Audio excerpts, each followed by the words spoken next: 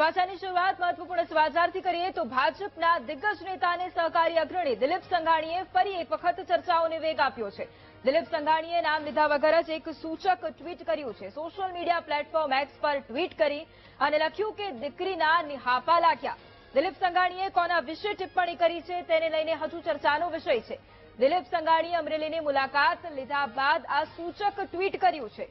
આ સૂચક ટ્વીટ મુદ્દે હવે વીટીવી ન્યૂઝ સાથે વાતચીત પણ તેમણે કરી હતી. અમરેલીની પરિસ્થિતિ જોયા પછી મેં મારી ભાવના રજૂ કરી છે તેમ પણ તેમના દ્વારા જણાવવામાં આવ્યું છે.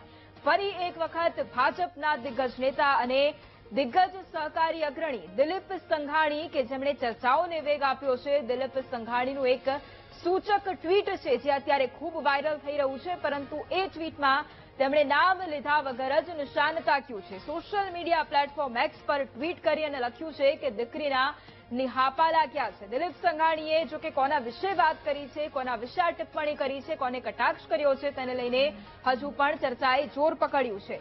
દિલીપ સંઘાણીએ અમરેલીની મુલાકાત લીધી હતી અને ત્યારબાદ તેમનું આ એક સૂચક ટ્વીટ એ ખૂબ વાયરલ થઈ રહ્યું છે. જોકે આ ટ્વીટ મુદ્દે તેમણે એ પણ જણાવ્યું છે કે અમરેલીની જે પણ પરિસ્થિતિ છે તેને જોયા બાદ મેં મારી ભાવના રજૂ પણ કરી હતી. જોકે થોડા સમય પહેલા પાયલ ગોટીનો મુદ્દો એ સતત ચર્ચામાં હતો. પાટીદાર દીકરીનો એ મુદ્દો સતત ચર્ચામાં હતો અને તેને લઈને જ આ એક સૂચક ટ્વીટ છે, પરંતુ કોના પર નિશાન સાધ્યું છે તેને લઈને સવાલ.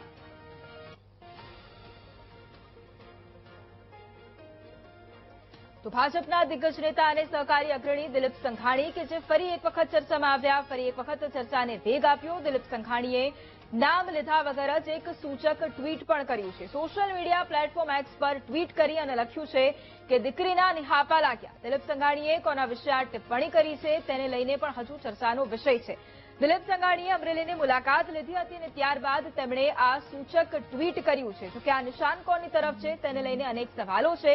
ફરી એકવાર સૌરાષ્ટ્ર સહિત ગુજરાતનું રાજકારણ પણ ગરમાયું છે, કારણ કે ભાજપના દિગ્ગજ નેતા, દિગ્ગજ સહકારી અગ્રણીનું આ ટ્વીટ છે. સૂચક ટ્વીટ મુદ્દે દિલીપ સંઘાણીએ વીટીવી ન્યૂઝ સાથે ટેલિફોનિક વાતચીત કરી અને તેમણે એ પણ કહ્યું કે અમરેલીની જે પરિસ્થિતિ છે એ પરિસ્થિતિ જોયા પછી મેં મારી ભાવના રજૂ કરી છે, પરંતુ કઈ દીકરીના કોને નિહાપા લાગ્યા તે સૌથી મોટો સવાલ.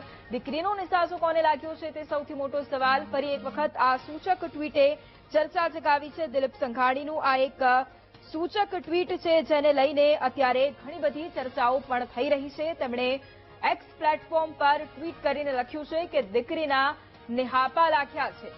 દિલીપ સંઘાણીએ કોના વિશે ટિપ્પણી કરી તે ચર્ચાનો વિષય, પરંતુ ફરી એક વખત સૌરાષ્ટ્રનું રાજકારણ ગરમાયું છે. દિલીપ સંઘાણીએ અમરેલીની મુલાકાત લીધી હતી અને ત્યારબાદ તેમણે આ ટ્વીટ કર્યું છે. સોશિયલ મીડિયા પ્લેટફોર્મ એક્સ પર ટ્વીટ કર્યું છે. આ સૂચક ટ્વીટ તેમનું ખૂબ વાયરલ થઈ રહ્યું છે અને તેમણે એ પણ જણાવ્યું કે અમરેલીની તેમણે મુલાકાત લીધી હતી અને અમરેલીની પરિસ્થિતિ જોયા બાદ તેમણે પોતાની ભાવના રજૂ કરી છે.